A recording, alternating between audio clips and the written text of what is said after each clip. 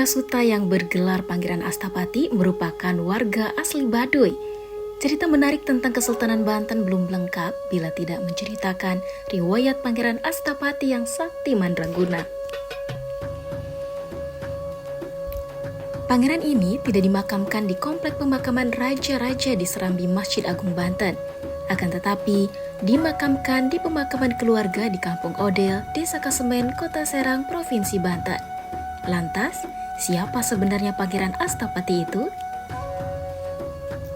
Dalam catatan Babad Banten, berada pada masa Sultan Banten ke-6, di mana Kesultanan Banten penuh dengan konflik, yaitu masa pemerintahan Sultan Abu Nasr Abdul Qohar atau dikenal dengan sebutan Sultan Haji, yang memerintah dari tahun 1672 sampai 1687. Sultan Haji adalah anak sulung Sultan Ageng Tirtayasa bernama Abdul Fattah yang memerintah dari tahun 1651 sampai 1672. Dari keempat istrinya, Sultan Ageng Tirtayasa mempunyai 27 anak, putra dan putri, di mana sesuai dengan kebiasaan dalam tata pemerintahan, beliau mengangkat putra pertamanya menjadi putra mahkota. Jabatan ini biasanya dikaitkan dengan Mangkubumi Pembantu atau Mangkubumi kedua dalam struktur pemerintahan.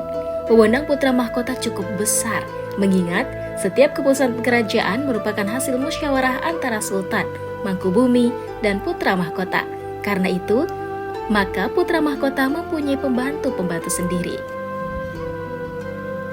Pengangkatan Pangeran Gusti menjadi putra mahkota terjadi pada tanggal 16 Februari 1671, bertepatan dengan datangnya surat dari Syarif Mekah yang isinya antara lain bahwa Pangeran Gusti berhak menyandang gelar Sultan Abu Nasr Abdul Qohar, yang juga dikenal dengan nama Sultan Haji.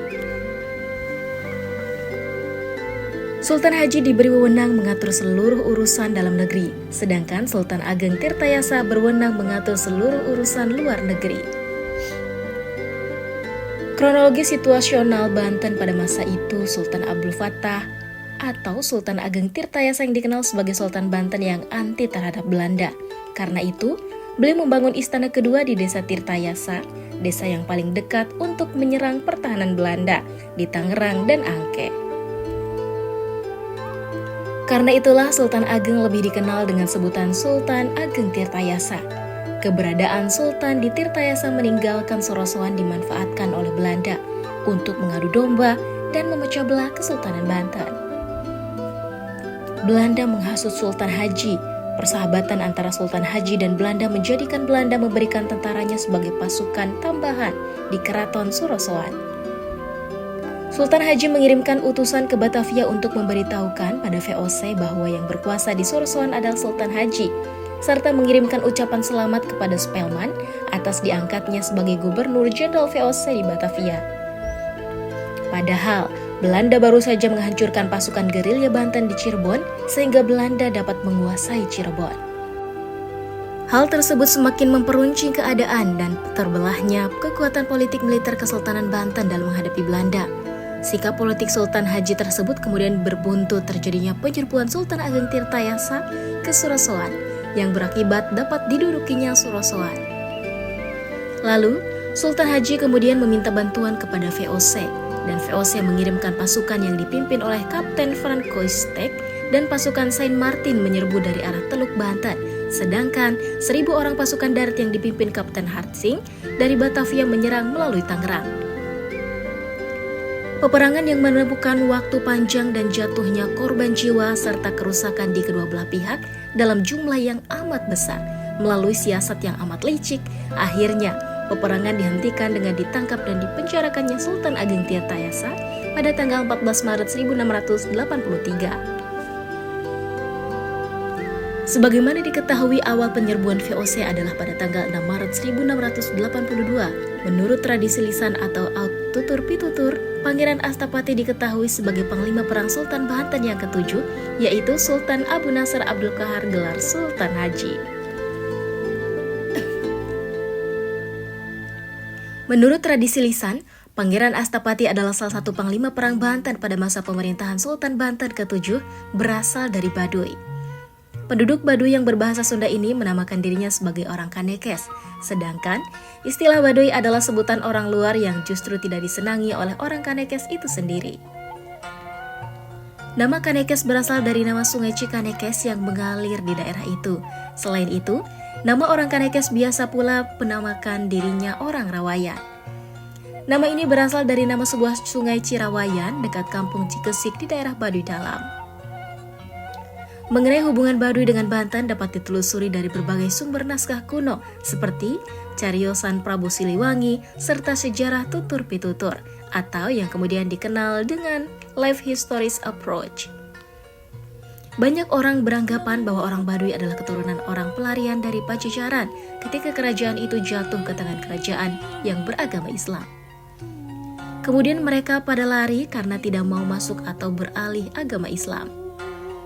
Menurut NGC Case, berdasarkan cariosan Prabu Siliwangi dinyatakan bahwa Prabu Siliwangi mengadakan persekutuan dengan 7 raja, yaitu Raja Ponggang, Singapura, Sumedang, Kawali, Panjalu, Pakalongan, dan Blambangan. Nama Sultan Banten tidaklah disebut berdasarkan rekaman Jaro Sarpin yang pada waktu diwawancara dilakukan sebagai Jaro Gupernemen atau penghubung antara masyarakat Baduy dengan gupernemen mana saja. Dapat diamati mengenai pandangan orang Baduy mengenai diri mereka sendiri, seperti bulan Kawalu bulan Karuhun, wangatua urang, para dalam, Prabu Siliwangi asup jadi urang Pakuan, nyaeta mau, di pentaku Jaro kaselamatan, bisa ngarakakeun jelema, manehna ngarupakeun jelema ngajagi, ngaraksa umat-umat Jaro, lamun puasa, titipan urang Pakuan geus ku Jaro pantangan segala rupa ge, sebab di penta-penta keselamatan tina karuhun etea. Diurus dina bulan Kawalu di tanggal 18 hayang cunduk Cimarang aturan. Cimarang bicara, anak umat-umat, anak putu-putu sakabeh, anak putu Kanjeng Nabi Muhammad sakabeh, bangsa Cina, Belanda, supaya jaya kertana, jauh belahina, selamat dirina, jajah perangna, parakes rezekina. Dari self-identification tersebut, nampak jelas bahwa dalam sikap orang Baduy hanya terdapat 2 tatanan masyarakat, yaitu Baduy dan non-Baduy. Pengetahuan mereka mengenai struktur atau tatanan non-Baduy amat terbatas, seperti yang mereka katakan. Pulau Banteng je negara 30, salawe pancanegara sakalong langit satangkarak lemah, tang tutilu anu ngurusan jarodangka anu napaan, jelema Kanekes tara takluk ka guperneman. Dari rekaman tersebut dapat dilihat sikap orang Baduy tampak bahwa Prabu Siliwangi beserta rakyat dan tatanannya bukan merupakan acuan dari masyarakat Baduy. Masyarakat Baduy memiliki hubungan yang jauh lebih dekat terhadap Ratu Banten seperti yang dituturkan oleh Ki Jalce pada sekitar tahun 1982 yang menyatakan sikapnya sehubungan dengan hilangnya satu benda pusaka mereka. Ia menyatakan, "Ayeuna teh usum halodo panjang, naha winduan atawa seselan. Cek kami mah seselan sebab Sangyang Pakombaan, nyaeta tutunggangan ratu nu kudu dijaga ku katurunan puun, leungit. Sangyang Pakombaan teh kapan tutunggangan atawa titipan Ratu Banten, Ratu Urang Sarerea." Tapi bukan berarti Baduy di bawah Banten, sedangkan hubungannya dengan Siliwangi dikatakan Ki Jalce sebagai berikut. Siliwangi di kami eueuh tuturana naon, dan turunan Siliwangi mah aya di Bogor. Jeung kami urang Baduy ngasuh ratu nganyak menak. Menak mah nyaeta anu ulung-ulung anu ngaraksa nagara. Di kami mah eueuh menak, namun para dalam mah aya. Pada dasarnya orang Baduy atau orang Kanekes atau orang Gajebo atau orang Kadukatug memiliki hakikat pengetahuan tentang dunia luar yang berkaitan dengan pembagian tugas bagi orang Baduy sebagai keturunan Karuhun untuk memelihara kelestarian kehidupan, termasuk mengayomi Ratu Banten. Namun demikian, Ratu Banten bukan penguasa Baduy dan Raja Siliwangi bukan Karuhun orang Baduy.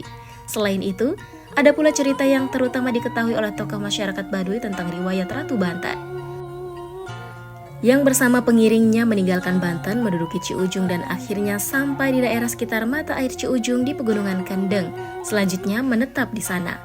Mereka itulah nenek moyang orang Baduy. Di desa Kanekes terdapat sebuah kampung yang penduduknya beragama Islam, yaitu Kampung Cicakalgira. Pangeran Astapati dipercayai sebagai salah seorang pemimpin perang Sultan Banten ke-7 yang berasal dari Baduy. Menurut tradisi lisan, sesuai yang dituturkan oleh para keturunan Pangeran Astapati dan juga juru kunci makam Pangeran Astapati di Odel, disebutkan dalam tradisi sejarah tutur tersebut bermula dari sang yang tunggal adalah Ratu Sunda atau Parahyangan, yang berputra Batara Cikal yang meninggal semasa berusia muda, dan Batara Patanjala yang memerintah di Baduy, sedangkan putra ketiga, 4, dan 5 yang namanya tidak disebutkan diperintahkan untuk memerintah di Salawe, Nagara. Termasuk di daerah Sunda, Priangan, dan pulau-pulau kecil di sekitar Sunda atau Priangan. Dalam iringan para pewaris Pangeran Astapati itu disebut pula mengenai Banten merupakan pusat suatu negara besar yang penuh dengan keramat. Batara Patanjala berputra antara lain Batara Bungsu yang ditugaskan melanjutkan pemerintahan di Baduy. Selanjutnya salah seorang putra Batara Bungsu yang kesatria Kidukun Putil yang juga berpangkat sebagai Girang Puun berkedudukan di Cikatawarna, merupakan putra yang diserahi untuk mengurus pengaturan, kemakmuran, keadilan, dan keamanan negara Baduy. Dukun Putil ini juga mempunyai beberapa anak yang salah satu di antaranya tidak merasa puas terhadap tradisi hidup di Baduy. Jiwanya menolak adat istiadat serta kebiasaan di Baduy, yaitu putra yang bernama Raden Wirasuta. Pada saat yang sama, Kesultanan Banten dipimpin oleh Sultan Ageng Tirtayasa atau Abdul Fattah Sultan Banten ke-6, ayah dari Sultan Abu Nasr Abdul Qohar atau Sultan Haji, yang kemudian menjadi Sultan Banten ke-7. Beranjak dewasa, Raden Wirasuta datang ke Keraton Sorosoan, kemudian diterima sebagai bujang yang bertugas mencuci di dapur, membersihkan pekarangan, dan mengurus kuda. Dengan pekerjaannya itu, Raden Wirasuta menjadi salah seorang pembantu kepercayaan Sultan, sehingga ia diangkat menjadi prajurit. Lantas dinikahkan dengan salah seorang putri Sultan, yaitu Ratu Dahlia. Diangkat menjadi Menteri Negara, merangkap sebagai Panglima Perang.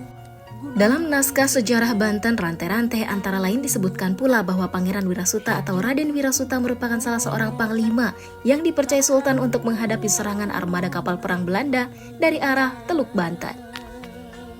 Untuk itu sejumlah meriam dipersiapkan untuk menembaki kapal dari arah kota Sorosoan. Meriam-meriam itu diatur dan dipercayakan kepada beberapa panglima, yaitu Meriam Jakatua kepada Pangeran Papatih, Meriam Jakapeki kepada Pangeran Kidul, Meriam Kalantaka kepada Pangeran Wetan, Meriam Muntab kepada Tubagus Saladinata, Meriam Urangayu kepada Pangeran Wirasuta. Pada waktu mengislamkan Sriwijaya dan setelah beres kembali ke Banten, di tengah laut selepas Lampung, Pangeran Wirasuta diserang secara pengecut dibokong dari belakang oleh Ratu Dorah Putih, yang mengakibatkan luka parah hingga terputus lengannya. Tak lama setelah tiba di Keraton Sorosoan, Pangeran Wirasuta wafat, kemudian dimakamkan di Kasemen dengan gelar Pangeran Astapati. Makam keramat atau pasarayannya kemudian menjadi makam keluarga keturunan para bangsawan Lebak Parahyang, dan tumbuhnya amanat karuhun yang berbunyi, turunan atawa kerek menak Lebak Parahyang teu meunang nikah ka urang Palembang jeung Lampung. Pada dasarnya, amanat karuhan tersebut melarang keturunan Menak Lebak Parahyang untuk menikah atau kawin dengan orang Palembang atau Lampung. Pangeran Astapati atau Raden Wirasuta Akmal Diningrat mempunyai anak diantaranya Ki Ngabehi Bahu Pringga atau Patih Darus, Ki Anab, Nyai Daryah, Kiai Gantang, dan Nyai Andil. Pada keadaan sekarang, makam-makam anak ke-1, 2, 3 itu berjajar. Sedangkan Kiai Gantang di bawah pohon Santigi dan Nyai Andil di dekat urut situ di Pasir Waluh atau Lebak.